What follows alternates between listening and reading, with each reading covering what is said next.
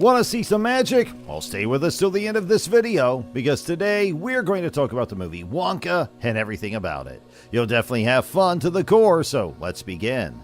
We see Wonka on a sea ship, arriving in a new city on that ship to start a new life. Excitedly, Wonka disembarks from the ship and enjoys wandering around the whole city.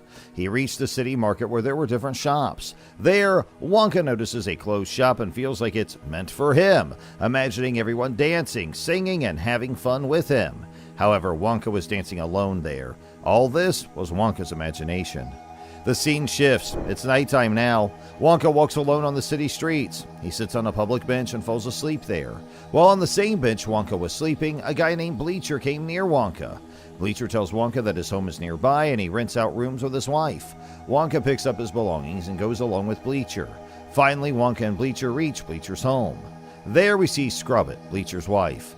Before Wonka can get to the room, Wonka has to sign an agreement. This was the rule. Bleacher and his wife Scrubbit were going to sign an agreement with Wonka. Just then a small girl named Noodle, who was Scrubbit and Bleacher's daughter, signaled Wonka not to sign. Wonka didn't understand Noodle's signal, but Wonka became suspicious. He opened the agreement, which was very long. Forced by circumstances, Wonka signs the agreement and finally gets his room.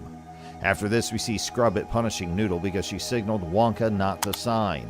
Scrubbit locks Noodle in a room where it's very dark. The next morning, Wonka goes back to the same market and introduces himself to the people there. Wonka tells people, "My name is Willy Wonka, and I'm a magician. I make very good chocolate, and my chocolate has magic in it too." Wonka takes off his hat and pulls out a jar full of chocolates from inside his hat. He opens the jar, and all the chocolates inside the jar fly out into the air. Then Wonka makes a gesture, and all the chocolates that were flying around come back into the jar at the same time. People were very entertained by Wonka's work.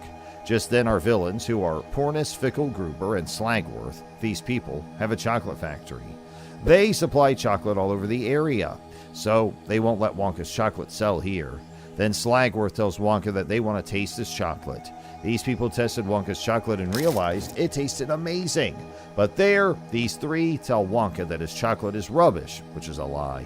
Slawbath flies to the air, and behind it were Pronos Fickelgruber. These people were also flying in the air. After that, Wonka opens the jar of his chocolates and all the chocolates fly around in the air. The people standing nearby consume the chocolates, causing them to float in the air excitedly. Willy Wonka informs everyone that the effects will only last for a short while. Everyone thoroughly enjoys Wonka's chocolates. Afterward, he returns to his room where Scrubbit demands rent. It becomes evident that Wonka has run out of money. Bleacher and Scrubbit assign tasks to those who cannot pay rent. Bleacher throws Wonka into a pipe and he ends up falling into a basement. In the basement, Wonka meets several individuals including Abacus Crunch, Piper Benz, Ludi Bell, and a comedian named Larry. There's a laundry shop in the basement where they work since they also couldn't pay rent. Wonka bonds with them and learns to wash clothes. He spends the entire day washing clothes with them, and at night they return to their respective rooms. In his room, Noodle arrives with food for everyone. Wonka takes his food and opens the bag, revealing a small setup where he makes chocolates. Wonka makes a chocolate and gives it to Noodle, who likes it. Wonka advises Bleacher for free on how to impress his wife. Then, using his mind and magic, Wonka sets up a complete scene where Bleacher's dog chases after food, causing everything else to happen automatically. Clothes washing and pressing themselves. Bleacher remains unaware due to his focus on pleasing his wife per Wonka's advice.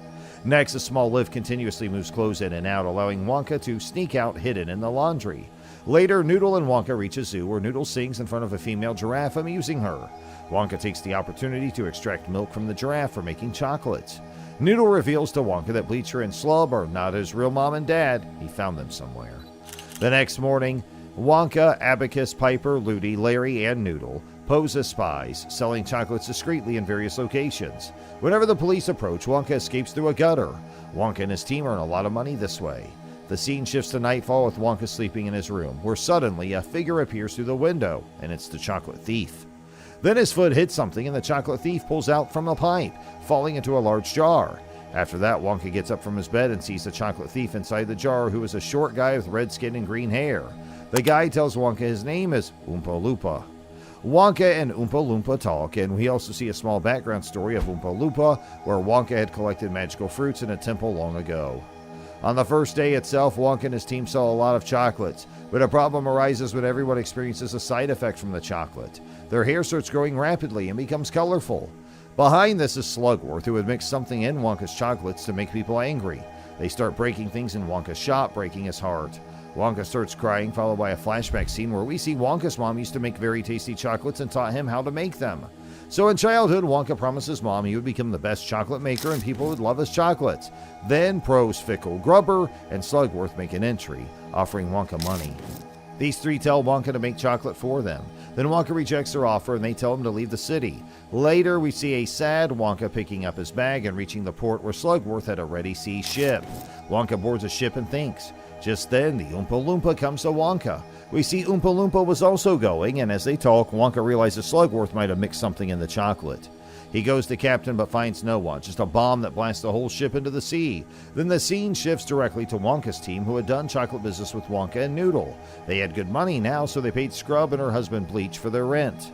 Then Abacus, Piper, Ludi, Larry, and the others were free. Next, we see Screwbit and Bleach trap both Noodle and Wonka in that dark room again. Then Wonka and his team arrive and free Noodle from that room. Then Wonka and his team steal a female giraffe from the zoo and leave her in a church under which there was a chocolate factory. The giraffe starts running around in the church. Julius Pater calls the emergency team and Larry picks up the phone, part of Wonka's team. Then Abacus and Larry come there as an imaginary emergency team to catch the giraffe hidden in their truck. Wonka and Noodle arrive at the basement factory where they find a book containing all the evidence of the bad deeds done by Pronos, Fickle, Gruber, and Slugworth. Pronos, Fickle, Gruber, and Slugworth enter and confront Wonka and Noodle. Slugworth tells Noodle she is his daughter, revealing he had an affair with a woman who had her. He used to bring this girl to me every day thinking she was my daughter. One day he got tired and kidnapped a little girl and left her in front of someone else's house. That's when Noodle realized it wasn't her dad. It was Slugworth, who was a jerk. Then Slugworth and his two punters point at Wonka and Noodle, taking them to the room where the chocolate mix was made. These three lock Wonka and Noodle in that room and leave the chocolate on top. The room was getting full of chocolate. In this way, Wonka and Noodle were drowning in chocolate. Pronos, Fickle, Gruber, and Slugworth leave laughing from there, and Wonka and Noodle finally drown completely in the chocolate. Then an entry is made by Oompa Loompa, Wonka's friend, who stomps the pressure of the chocolate. Finally, Wonka and Noodle breathe. Then Wonka and Noodle come out of the church where Pronos, Fickle, Gruber, and Slugworth were standing with the chief of police. Wonka gives the book with all the evidence to Officer Etta Bell. After this, Officer Etta Bell arrests Pronos, Fickle, Gruber, and Slugworth. Then the water flow starts coming out, of which the chocolate of the factory starts coming. Everyone enjoys drinking that chocolate, and finally Wonka's dream comes true. After this, Wonka meets Noodle's mom. Noodle finally sees her mom. Oompa Loompa meets Wonka, who takes out a jar full of chocolates from his head and hands it to Oompa Loompa. Oompa Loompa and Wonka go to visit a new place where Wonka will open a new chocolate shop. So which part of this movie did you enjoy the most? Let us know in the comment section below. If you enjoyed today's video, don't forget to give us a thumbs up and like our video, and also share it with all your friends and family and fellow chocolate fans in your inner circle. We also kindly ask for you to please subscribe to our channel and allow for notifications by pressing that bell icon. You'll always be updated when we have a new upload for you. Thanks for watching.